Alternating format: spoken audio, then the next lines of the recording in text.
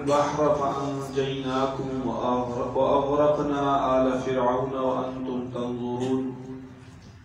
وإذ وعدنا موسى 40 ليلة ثم اتخذتم العجل من بعده وأنتم ظالمون ثم عفونا عنكم من بعد ذلك لعلكم تشكرون وإذ آتينا موسى الكتاب والفرقان لعلكم تهتدون صدق الله العظيم وإذ فرقنا بكم البحر، اور یاد کرو جب ہم نے تمہاری خاطر سمندر کو پھاڑ دیا، فانجیناکم، چنانچہ تم سب کو ہم نے بچا لیا تھا، وَأَغْرَقْنَا آلَ فِرْعَوْنَ، اور فرعون کے لوگوں کو سمندر میں غرق کر ڈالا تھا، وَأَنْتُمْ تَنْظُرُونَ، اور تم یہ سارا نظارہ دیکھ رہے تھے۔ وَإِذْ وَعَدْنَا مُوسَىٰ 40 لَيْلَةً، اور وہ وقت یاد کرو جب ہم نے موسیٰ سے 40 راتوں کا وعدہ ٹھہرایا تھا،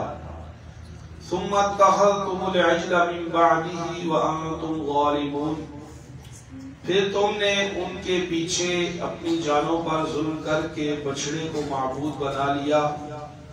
ثم عفونا عنکم من بعد ذلک لعلکم تشکرون،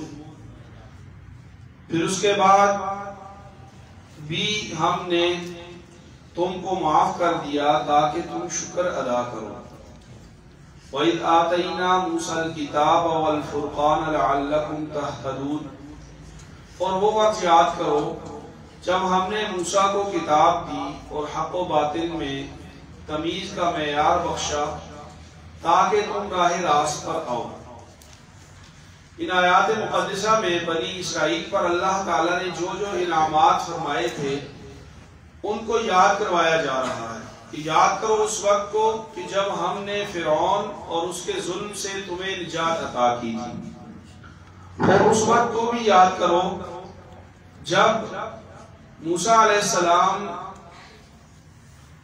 بنی اسرائیل کو نجات دلانے کے بعد بنی اسرائیل کے ہی قوم کے ہی مطالبے پر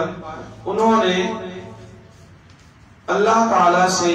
قوم کی ہدایت کے لیے کتاب کی درخواست فرمائی، اور اللہ تعالیٰ نے انہیں 40 راتیں کوہ طور پر آنے کا وعدہ فرمایا کہ کوہ طور پر وہ آئے، اور پیچھے قوم گمراہ ہو گئی۔ ان واقعات کا ذکر ہے اور اس پر اللہ تعالیٰ کی طرف سے معافی۔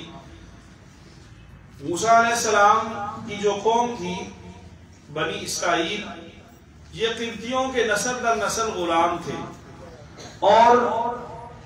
قبطی ان سے بگاڑ لیتے تھے، فرعون کی قوم ان سے بگاڑ لیتی تھی۔ موسیٰ علیہ السلام نے ان کو حریت عطا کی، اور پھر انہیں لے کر فرعون کے اس محلات سے اور فرعون کے شہر سے مصر سے یہ نکلے اور دریائے نیل انہوں نے عبور کیا۔ اس دوران فرعون اپنے لشکر سمیت ان کے پیچھے آیا، موسیٰ علیہ السلام کا معجزہ ظاہر ہوا، اور اللہ تعالیٰ نے موسیٰ علیہ السلام اور ان کی قوم کو سمندر پر لاٹھی مارنے، سمندر پر پانی پر لاٹھی مارنے کی وجہ سے، 12 رستے بنانے کی وجہ سے اللہ تعالیٰ نے ان سب کو وہاں سے گزار دیا۔ اور انہی رستوں پر جب فرعون آیا تو فرعون جو ہی دریا کی تہوں میں پہنچا تو اللہ تعالیٰ کے حکم سے وہ پانی اپنی رفتار سے پھر چلنا شروع ہو گیا، اور یوں یہ سارے کے سارے غرق ہوئے۔ وَأَنْتُمْ تَنْظُرُونَ،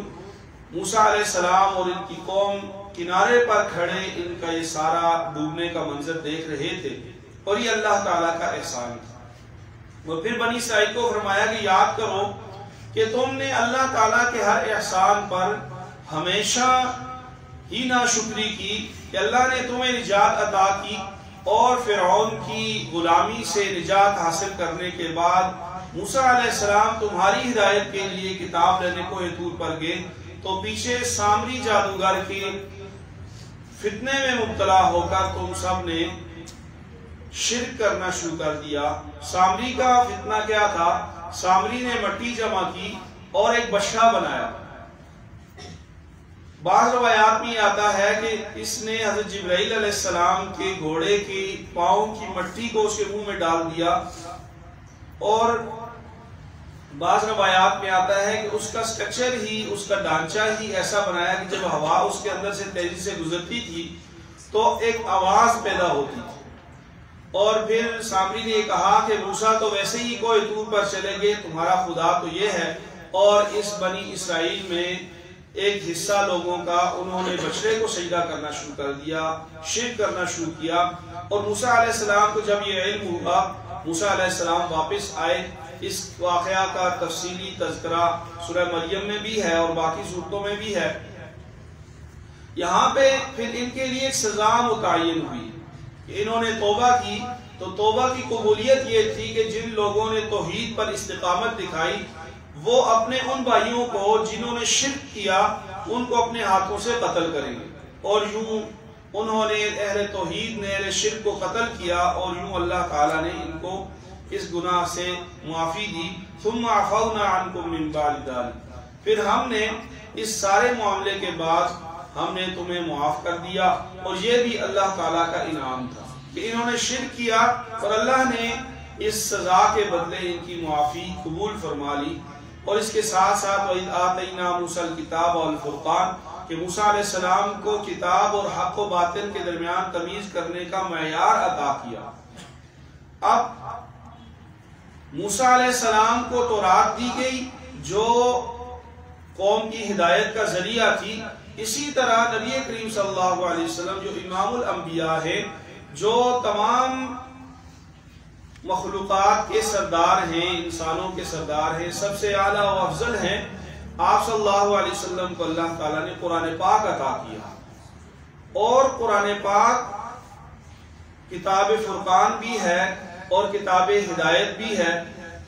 ہمارے لیے اس میں یہ سبق ہے کہ جب موسیٰ علیہ السلام کی قوم کو یہ کہا گیا کہ تمہیں موسیٰ علیہ السلام تمہارے ہدایت کے لیے کتاب لے کر آئے جو حق و باطل کے درمیان تمیز کرنے والی ہے، تو نبی کریم صلی اللہ علیہ وسلم قیامت تک آنے والے انسانوں کی ہدایت کے لیے اللہ تعالیٰ نے آپ پر قرآن پاک کو نازل فرمایا ہے۔ اور قرآن پاک کی تعلیمات پر چل کر ہی ہم دنیا میں بھی کامیاب ہو سکتے ہیں اور آخرت میں بلندی درجات اور اللہ تعالیٰ کی رضا کا یہ ذریعہ ہو سکتا ہے۔ اس لیے قرآن پاک سیکھنا، پڑھنا، اس پر عمل کرنا یہ ہر ایک کے لیے ضروری ہے۔ ہم میرے ساتھ دہرا لیں گے، وَإِذْ فَرَقْنَا بِكُمُ الْبَحْرَ،